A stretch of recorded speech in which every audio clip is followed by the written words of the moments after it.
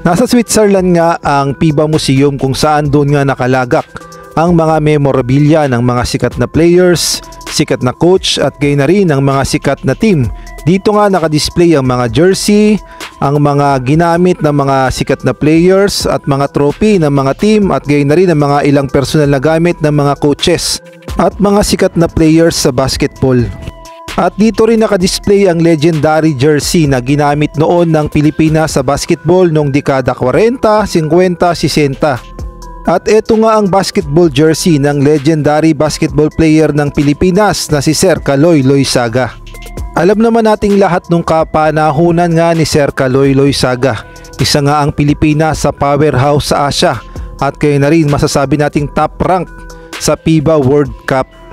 Kaya naman sa nangyari ngang FIBA World Cup dito sa Pilipinas ay pinarangalan nga si Sir Kaloy Loyzaga ng FIBA bilang FIBA Hall of Fame Class 2023. Pinarangalan nga si Sir Kaloy Loyzaga ng FIBA dahil sa kanyang katangi-tanging kontribusyon sa larangan ng basketball dito sa Pilipinas at sa mga naiambag niyang gintong medalya dito sa Pilipinas dahil alam naman natin na ang Pilipinas ang pinakamalakas noon sa Asia at ito nga yung mga naging record natin sa FIBA Asia at gayon na rin sa FIBA World Cup.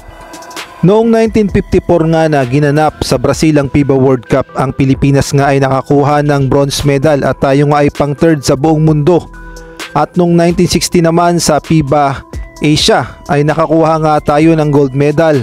At gayon na rin noong 1963 ay nasundan nga yan. Tapos noong 1951 Asian Games ay gold medal, 1954 Asian Games gold medal, 1958 gold medal hanggang 1962 ay gold medal. Patunay nga lang yan na ang Pilipinas ang pinakamalakas noon sa Asia at isa sa mga top ranking sa buong mundo sa FIBA World Cup. Kaya naman deserve talaga ni Sir Kaloy Loyzaga na mai-display ang kanyang jersey sa Switzerland sa FIBA Museum at kaya na rin mapasama siya sa FIBA Hall of Fame Class of 2023. Sa ibang balita naman, eto nga si Angelo Kwame na alam naman natin na isa sa mga naturalized player ng Gilas Pilipinas. Nagamit na nga siya sa FIBA Asia at gayon na rin sa Asian Games. Tapos na rin ang serbisyo niya sa Ateneo dahil nakagraduate na nga siya. Aminado nga itong si Angelo Kwame na ayaw niya sanang umalis ng bansa at gusto niya sanang maglaro sa PBA, kaya nga lang daw ang problema ay meron nga daw height limit sa PBA kaya naman tinatanggihan siya ng mga team doon. At masakit daw sa kanya na maglaro siya sa ibang bansa, partikular na ngayon sa France na kanyang pinaglalaroan na liga. Ang sabi nga sa article na ito, stated that he really wanted to play in the PBA, but it seems like the league doesn't want him because of height limit. He also said that he is willing to travel anytime. He's currently in France. If Gilas Pilipinas call him up, regardless if he is going to be a practice player or not, he will fly ASAP. Ayan nga ang tugon ni Angelo Kwame kung sakaling ang gugustuhin pa siya ng Gilas Pilipinas bilang naturalized player. Alam naman nating lahat na mahal nga ni Angelo Kwame ang Pilipinas at natuto pa nga siyang magtagalog, kaya nga lang ang problema sa PBA ay hindi nga sila makapaglaro dahil sa height limit. Ako si Angelo Kwame, lumalabang para sa bayan, Gilas Pilipinas, Puso Pilipinas.